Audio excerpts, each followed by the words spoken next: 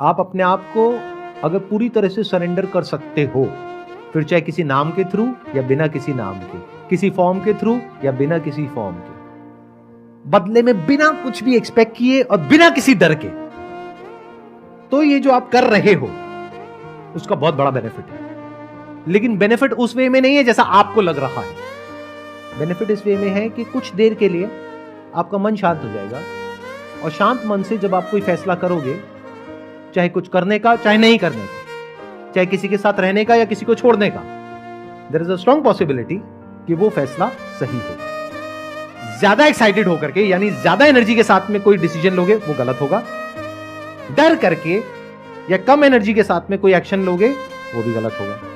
तो आप एक बैलेंस्ड स्टेट ऑफ माइंड में आ जाते हो थ्रू भक्ति। आप अपने आप को अगर पूरी तरह से सरेंडर कर सकते हो, फिर चाहे किसी नाम के थ्रू या बिना किसी नाम के, किसी फॉर्म के थ्रू या बिना किसी फॉर्म के, बदले में बिना कुछ भी एक्सपेक्ट किए और बिना किसी डर के, तो ये जो आप कर रहे हो उसका बहुत बड़ा बेनिफिट है।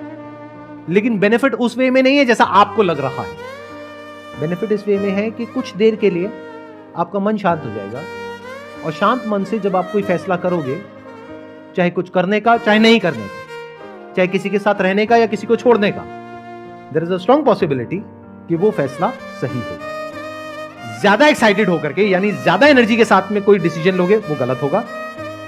डर करके या कम एनर्जी के साथ में कोई एक्शन लोगे वो भी गलत होगा। तो आप एक बैलेंस्ड स्टेट ऑफ माइंड में आ जाते हो थ्रू भक्ति।